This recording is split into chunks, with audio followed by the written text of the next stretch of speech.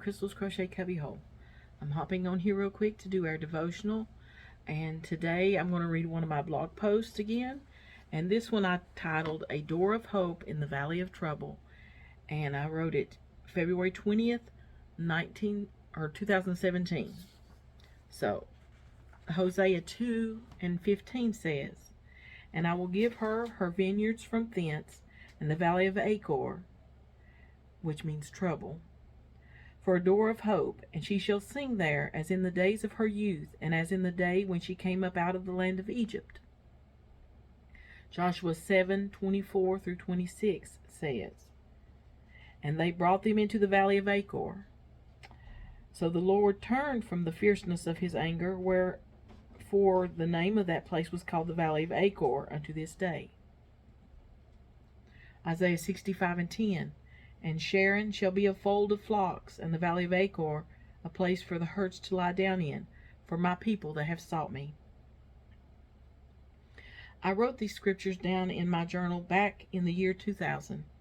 It was a very hard time for me, and I was so desperate to have the Lord speak to me. As I was reading, I came across the scripture in Hosea.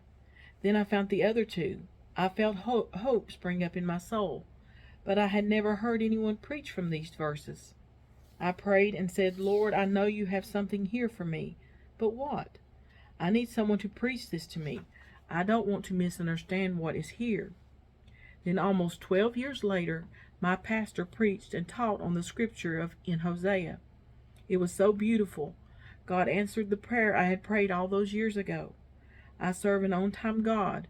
Not only did he answer my prayer, but those scriptures he had showed me all those years before, he gave them to my pastor to preach just when I needed them the most. I sat and listened to my pastor preach and teach from these scriptures, and I was just so thankful God was answering my prayer. I didn't realize that just a few hours away, the Lord would personally touch my life with those scriptures. Early the next morning, I came downstairs and found my mother-in-law in the floor where she had fell and broke her hip. We called 911 and had her taken to the hospital. After a while, they put her in a room. Her nurse came in to check on her and introduced herself to us. Her name was Hope.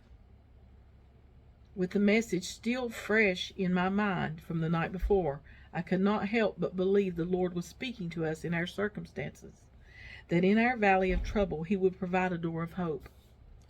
I have learned over the years, and even more as I get older, the Lord goes before us and orchestrates things in our lives that shows us he is an ever-present help in time of need. He is an on-time God. So if you are praying and asking God for something, don't stop. Keep praying. When it is the right time, he will answer. So that's our devotional for today. And there is hope in the midst of your trouble. Just look to God, and he's always been faithful and always helps me. And I know he will help you too. I love you and appreciate you. And we'll talk to you later in Crystal's Crochet Cubbyhole. Bye for now.